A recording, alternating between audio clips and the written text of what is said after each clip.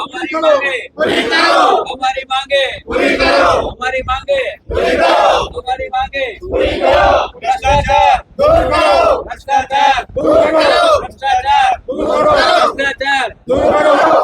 બોરસદ તાલુકાનું ઐતિહાસિક ગામ એટલે કે રાસ ગામ અને છેલ્લા રાસ ગામની અંદર છેલ્લા 2 મહિનાથી વધુ સમયથી જ્યારે ગામના જે ગ્રામજનો છે તે અહીં આગળ હાલાકીનો સામનો ભોગવી રહ્યા છે અને ખાસ કરીને આગળ મહત્વની વાત એ છે કે 2 મહિનાના વધુ સમયથી ખાલી આખું ગામ છે તે ગટરના વિકાસના નામે ખોદી નંખાયું છે, પરંતુ ક્યાં કહી શકાય છે કે સુવિધાના નામે સહેજ પણ એક પણ વ્યવસ્થા કરવામાં નથી આવી, જેને લઈને ગ્રામજનો સંપૂર્ણપણે આગળ હેરાન પરેશાન જોવા મળી રહ્યા છે।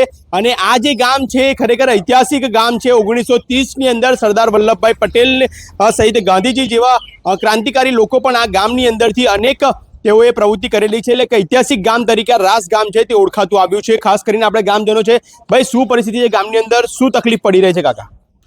બહુ ખાડા ટેકરા બહુ છે ને, ગટરના ઢાંકણા નખાયા નથી અને નાના છોકરા પડી જાય તો પછી કરશે એમ, બરોબર, એટલે અમારું એ જ માગ છે।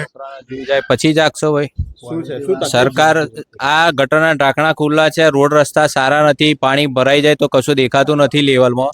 હવે છોકરું ડૂબી જાય ત્યાર પછી જાગવાનું કે છોકરાને ત્યારે લેવા તમે જાગો છો પાણી ભરાઈ જાય ત્યારે? તો પહેલા સરખું કરવું પડે, સત્વરે પાણી ભરાયા પહેલા। આખા ગામમાં પરિસ્થિતિ આખા ગામમાં આ જ પરિસ્થિતિ છે। હા, એ બોલવા પડે તો સરપંચો મારવા ફરી વળે છે।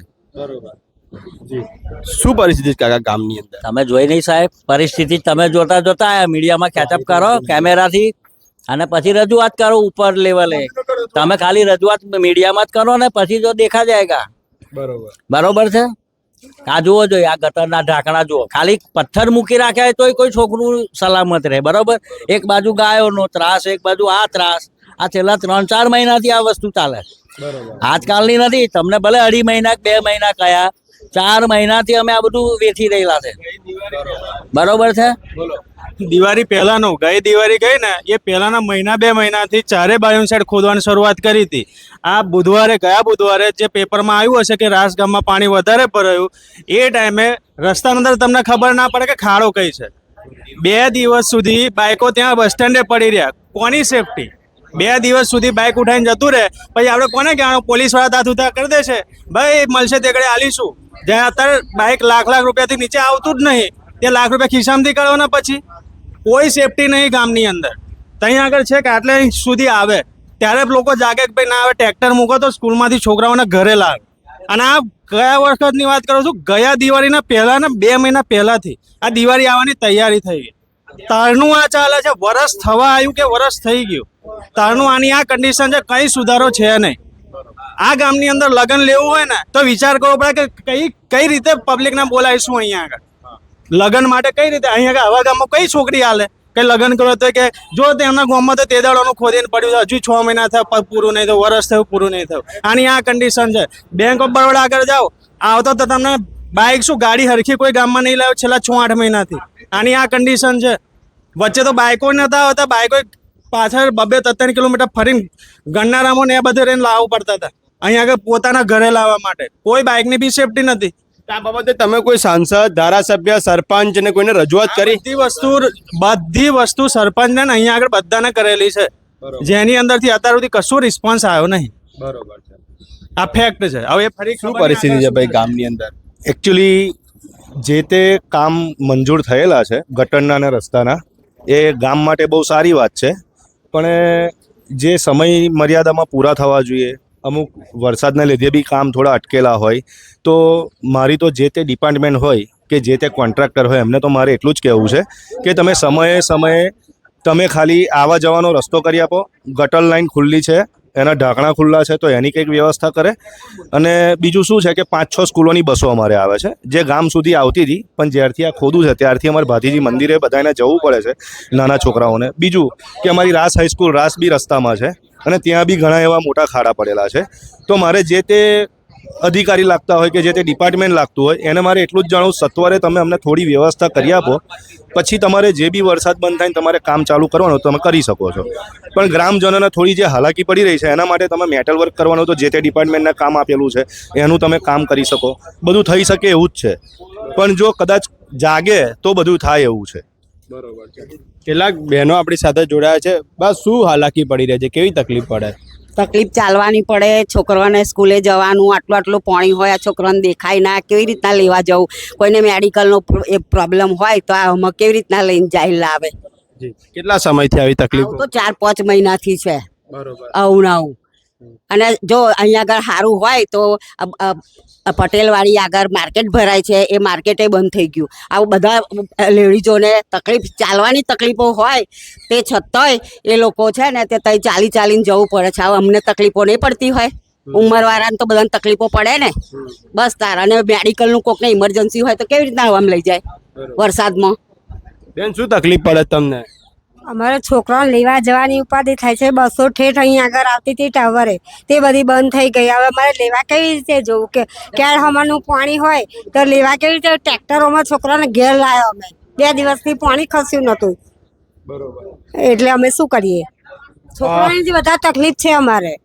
હું આ દ્રશ્યો બતાવીશ કે આ એ જ દ્રશ્યો છે કે જે સારી બાબત છે. સૌપ્રથમ તો કહી દઉં કે ઐતિહાસિક ગામ છે, વિકાસ થઈ રહ્યો છે, ગટર યોજના થઈ રહ્યો છે, સમગ્ર ગામની અંદર આરસીસી રસ્તો થઈ રહ્યો છે, બહુ સારી બાબત છે. પરંતુ તેની સામે કહેવાય છે કે જે ગામના જે ગ્રામજનો છે તેમને અત્યારે હાલાકીનો સામનો કરવો પડી રહ્યો છે. ખરેખર અમે પોતે જ્યારે ગાડી લઈને ગામની અંદર એન્ટર થયા, અમારે ગાડી પણ બહાર મૂકવી પડી, કારણ કે અમે પોતે પણ ગાડી લઈને ગામમાં એન્ટર થઈ શકે તેવી પરિસ્થિતિ નહોતી. કારણ કે સમગ્ર રસ્તા પર આખા ગામના જે રસ્તાઓ છે તે અત્યારે ખોદી નાખવામાં આવ્યા છે. અને રસ્તા જે ખોદી નાખવામાં આવ્યા છે, ખાસ મહત્વનું જો ચોમાસાનો સમય છે અને ગટરના ઢાંકણા છે તે તમામ ગટરના ઢાંકણા છે તે ખુલ્લા રાખી દેવામાં આવ્યા છે. આપ જે દ્રશ્યો જુઓ છો કે દ્રશ્યો સીધા બતાવી રહ્યો છું.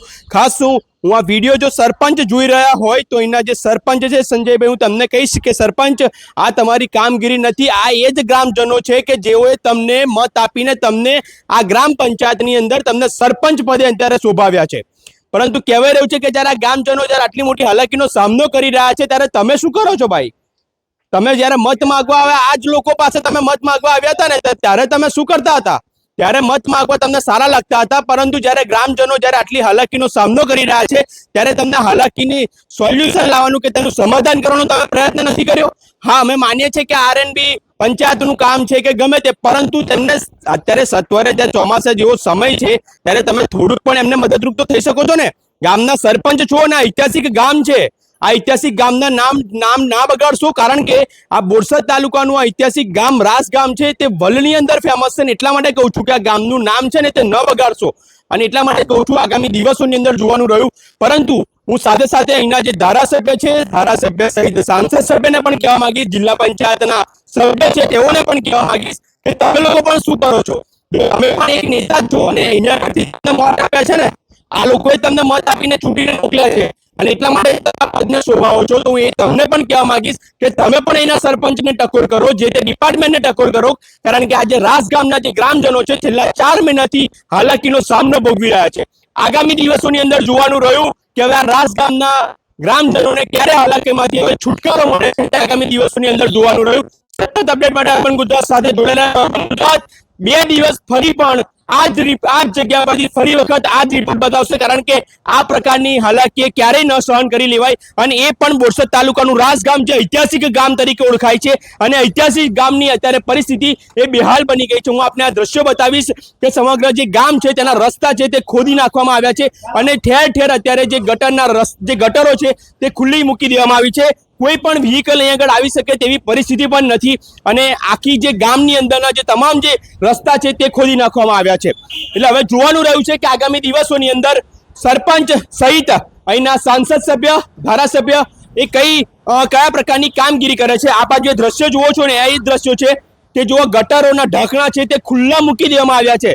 સાહેબ, કોઈક વરસાદ વધુ પડ્યો, વરસાદની અંદર આગળ પાણી ભરાઈ જતા હોય છે, ક્યાંક કોઈકને ગટરનું ઢાંકણું દેખાયું ન દેખાયું અને ક્યાંક કોઈક અકસ્માત સર્જાયો તો તેની જવાબદારી શું સરપંચ લેખિતમાં આપશે કે જો કોઈ પણ કશું અકસ્માત થશે તો આ જવાબદારી અમારી રહેશે? એટલા માટે જ આ સરપંચના વિડીયોના માધ્યમથી કહેવા માંગુ છું કે આ ઐતિહાસિક ગામ છે રાસ અને એનું નામ ન બગાડશો. અને એટલા માટે જ હું અહીંયા ઉપરના જે નેતાઓ છે તેમને પણ કે તાલુકા પંચાયત સભ્ય હોય, જિલ્લા પંચાયત સભ્ય હોય, ધારાસભ્ય હોય કે પછી સાંસદ સભ્ય હોય, આ તમામ નેતાઓને કહેવા માંગીશ કે એક વખત અહીંયા રાસ ગામની મુલાકાત કરો. અહીંયા આગળ ગ્રાઉન્ડ લેવલ પર આવો તો તમને ખબર પડશે કે અહીંના ગ્રામજનો છે તે કેટલી હાલાકીનો સામનો ભોગવી રહ્યા છે. સતત અપડેટ માટે મારી સાથે જોડાયેલો 2 દિવસ ફરી આ જ જગ્યા ઉપરથી ફરીથી એપિસોડ બતાવીશું કે સરપંચની આંખો ખુલી કે કેમ. સતત અપડેટ માટે અર્બન ગુજરાત સાથે જોડાયેલો કેમેરામેન અક્ષિત પટેલ સાથે હું છું મનન ઇંગો, અર્બન ગુજરાત. આ જ બાબત ઉપર ચર્ચા કરવા માટે આપણે રાસ ગામના તલાટી આપણી સાથે અત્યારે જોડાયા છે. સાહેબ, શું નામ છે આપનું? પટેલ ભવદીપ અશોકભાઈ. ભવદીપભાઈ, અત્યારે જે પરિસ્થિતિ અત્યારે ગામની અંદર સર્જાય છે કે જે તમામ આખા ગામનો જે રસ્તો છે અત્યારે બિસ્માર હાલતની અંદર ફેરવાઈ ચૂક્યો છે અને છેલ્લા 2 મહિનાથી વધુ સમયથી અત્યારે ગ્રામજનો જે અત્યારે હેરાન પરેશાની ભોગવી રહ્યા છે, શું કહેશો આપ? કયા પ્રકારે આ પરિસ્થિતિ ઉદ્ભવ થયો છે? જો ગ્રામ પંચાયત દ્વારા વિવિધ યોજનાની અંતર્ગત નવી ગટર લાઈન મંજૂર કરેલી હતી. એ ગટર લાઈનનું કામ હાલ પૂરું થઈ ગયેલું છે અને આરએનબી જે પંચાયત ખરી એમને આપણે લેખિતમાં બી જાણ કરી દીધી છે કે જે રસ્તાનું કામ અધૂરું મૂકેલું છે એ તત્કાળ પૂરું કરે, જેથી કરીને ગ્રામજનોને પૂરેપૂરી સુવિધા મળી રહે. સાહેબ, આ જે ગામનો રસ્તો છે કેટલા સમયથી ખોદવામાં આવ્યો છે અને ખાસ કરીને જે બેંક ઓફ બરોડાથી જે ચોક સુધીનો રસ્તો છે એ ક્યારે ખોદવામાં આવ્યો છે અને એનું જે કામગીરી છે આટલી જે મોડી છે એ શા માટે થઈ રહી છે? એની અંદર કયા કારણો પરિબળો અત્યારે ઉદ્ભવ્યા છે?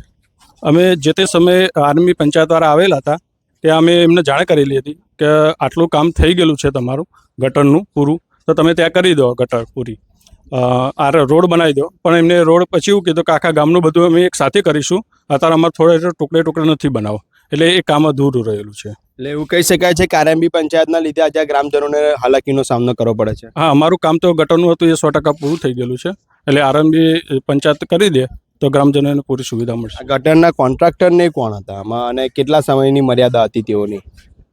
હવે 23-24નું એવું જ કામ છે, એટલે કામ ડીલે થયેલું નથી એના અંદર. બરોબર છે. તો આજે હાલાકીનો સામનો કરવો પડશે બધી તરફથી, પંચાયત તરફથી અત્યારે કયા પ્રકારની સુવિધા હવે ઊભી કરવામાં આવશે?